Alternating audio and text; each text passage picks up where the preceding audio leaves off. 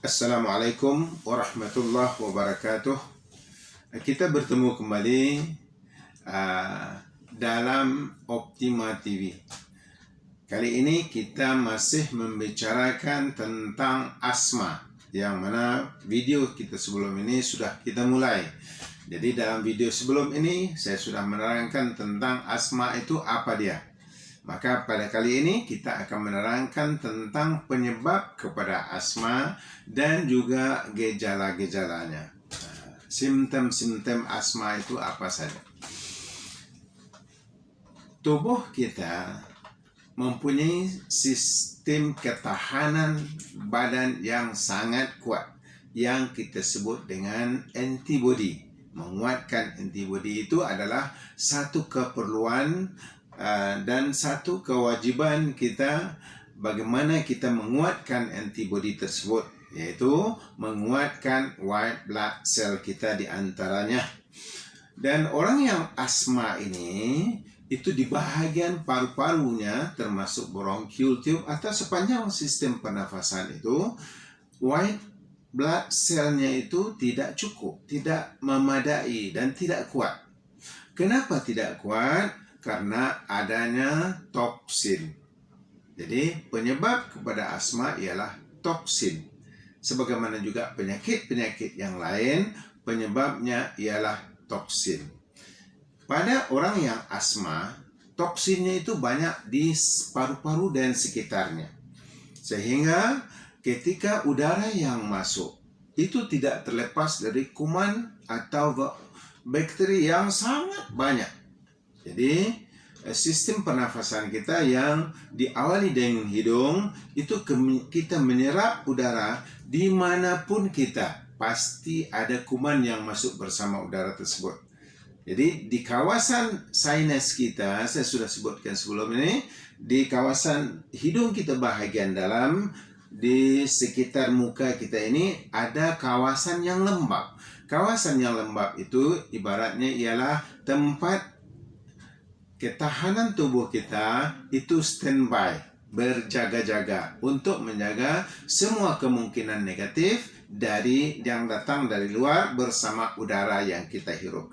Maka banyaknya kuman tadi akan dibunuh oleh tentara-tentara yang sedang berjaga di bahagian dalam hidung kita, sehingga yang masuk ke dalam udara itu ialah udara yang bebas dari kuman dan hanya oksigen untuk pernafasan, sehingga paru-paru akan selamat dan juga bronchial tube-nya, saluran pernafasan ini akan selamat dari kuman tersebut.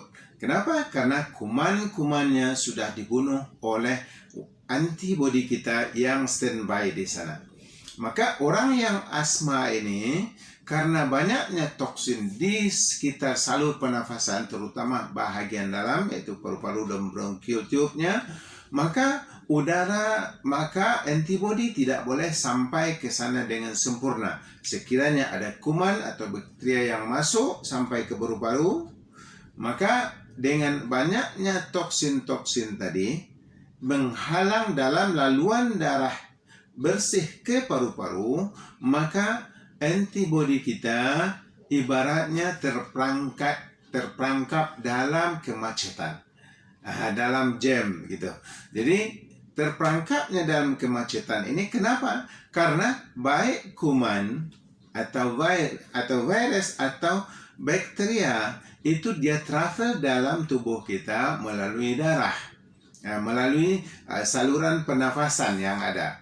Jadi ketika di saluran pernafasan itu pembuluh-pembuluh darah ke sana sudah banyak yang disumbati oleh toksin-toksin, termasuk diantaranya kuman-kuman dan virus ini, dan juga di persekitaran paru-paru tersebut, maka antibodi tadi tidak boleh sampai untuk membunuh kuman-kuman ini. Kenapa dia tak boleh sampai? Karena banyaknya toksin-toksin atau darah kotor yang menghalangi untuk dia ke sana. Ya seperti kita terperangkap di dalam masjid. Kenapa kita tak boleh cepat? Karena di depannya banyak mobil umpamanya. Nah, begitu juga lah tubuh kita pertahanannya tidak boleh maksimal karena toksin-toksin ini. Jadi penyebab kepada asma ialah toksin. Di mana toksin itu banyak menggerogoti kawasan paru-paru dan salur pernafasan bahagian dalam. Maka jadilah asma.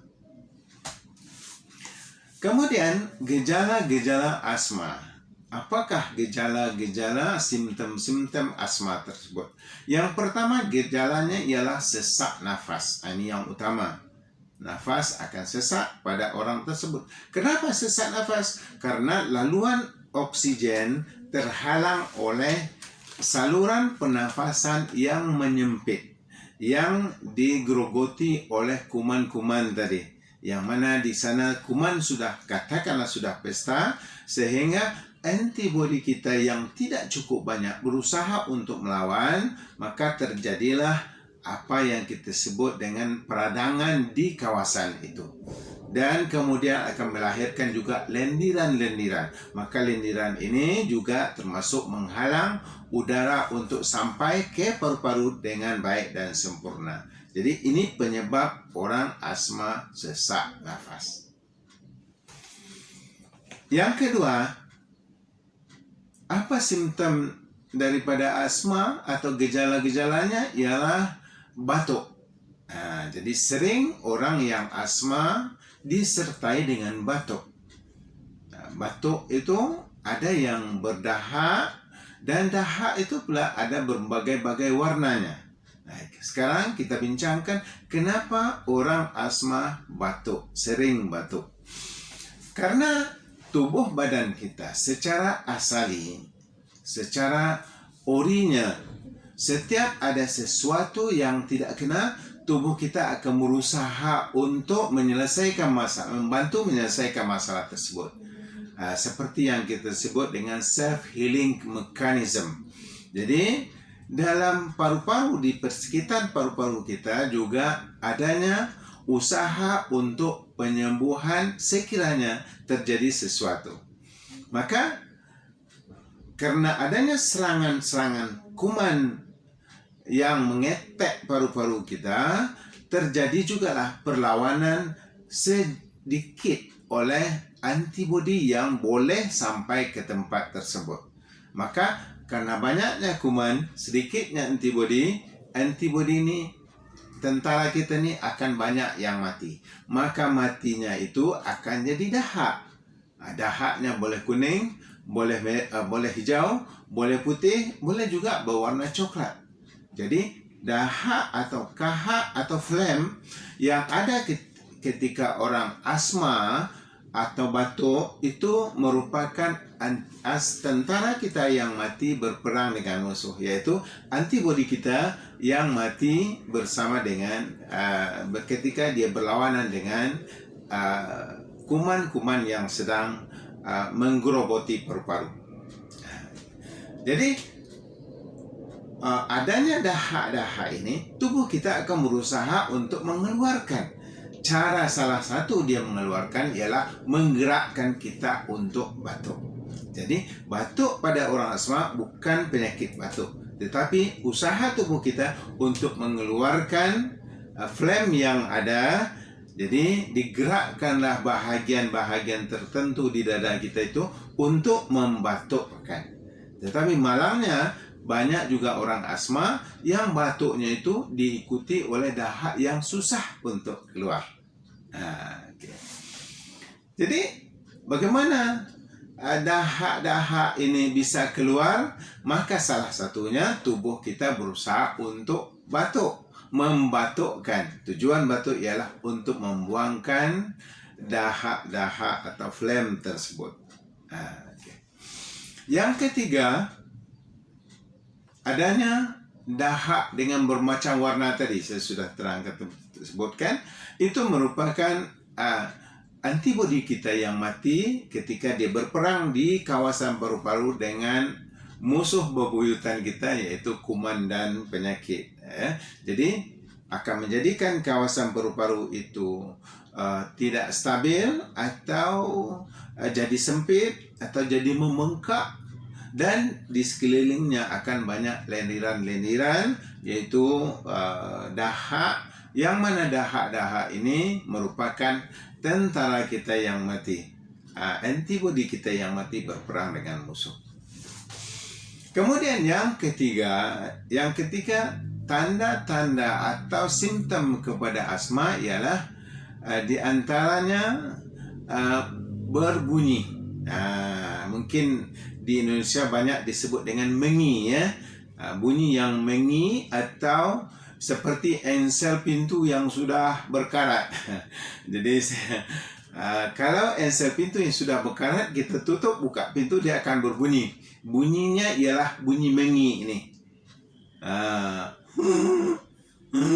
Dia berbunyi seperti itu menandakan bahwa di kawasan sistem pernafasan itu sudah banyaknya dahak-dahak tadi, sehingga dia menjadi sempit oleh dalam, katakanlah, alveolus kita itu di paru-paru, dia sudah sampai ke sana itu serangan-serangan kuman ini, maka dahak-dahak yang keluar yang diusahakan oleh tubuh kita melawan kuman-kuman tersebut, sehingga terjadi dahak, maka dahak yang memenuhi ini akan menyempitkan ruang-ruang di paru-paru sehingga dia bernafas tidak dengan selesa atau berbunyi. Dan yang kedua, ada lagi bunyi yang kita sebut dengan bunyi yang berisi, menggelegak. Ada isi di dalam bunyi itu. Kadang-kadang orang batuk yang ada dahak itu senang keluar. Biasa orang menyebutnya itu batuk sudah berisi itu, katanya ada isinya itu. Apa isinya? Yaitu dahak atau phlegm tadi. Ada yang warna putih, ada yang warna kuning, ada yang warna hijau, bermacam-macam warna di dalamnya. Tapi yang penting ialah bunyi yang sudah begitu menggelegak atau seperti ada isi, itu karena dahak itu sudah banyak di sana. Jadi berbeda dengan bunyi yang mengi tadi. Maka bunyi yang bergelegak tadi, itu merupakan dahak yang banyak. Dan kebiasaannya kalau orang asma ini ada dahak yang ada bunyi yang seperti itu, maka dahaknya senang untuk keluar. Karena apa? Bunyi itu menandakan bahwa dahak itu banyak di kawasan pernafasan di bahagian atas. Sedangkan yang mengi tadi di paru-paru atau di alveolus, di jaringan-jaringan yang sebelah dalamnya. Makanya bunyinya berbeda. Jadi kalau yang di dalam bunyi mengi, susah dahak untuk dikeluarkan. Sedangkan yang bunyi yang menggelegak itu ibaratnya tinggal kita menunda dengan batuk tadi, dahak itu untuk keluar. Jadi itu penyebab dan gejala-gejala yang besar daripada asma. Ada lagi gejala-gejala lain, dan kita cukupkan pembahasan kita kali ini sampai di sini. Mudah-mudahan bermanfaat. Anda yang belum subscribe, silahkan berbuat demikian. Mudah-mudahan Anda tidak akan tertinggal video-video dari kami. Assalamualaikum warahmatullahi wabarakatuh.